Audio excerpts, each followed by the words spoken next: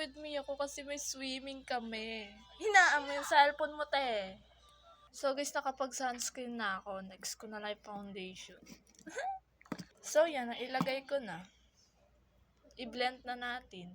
So yun, na-blend na natin. Onting ayos lang naman yung gagawin natin. Sunod ko yung blush. Simple lang ba? Yung simpleng ayos lang. Kasi nga, mababasa din naman sa swimming yun.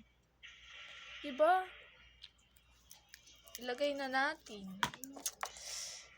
So, di na pa tayo magpa-powder kasi wala na naman yung powder natin. So, next na lang natin is magpa-powder blush. Ay, hindi talaga tayo magpa-powder blush. Simple nga lang yung eyes natin, di ba? So, maglalagay na ako dito ng eyeshadow.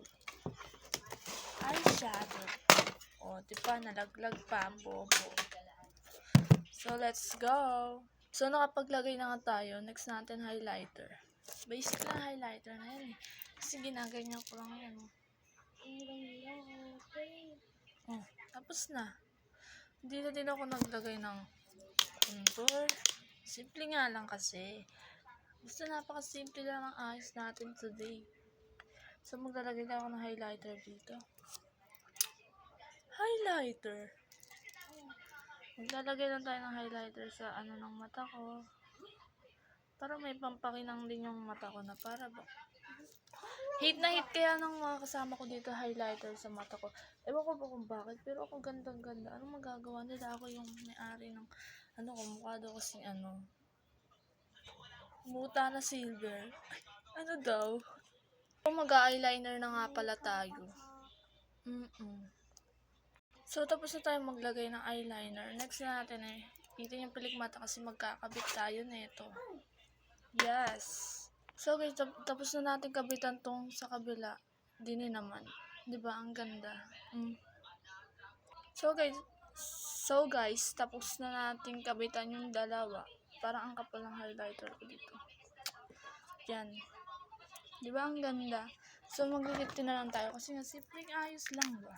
Gusto niyo ba yung simple? Hindi.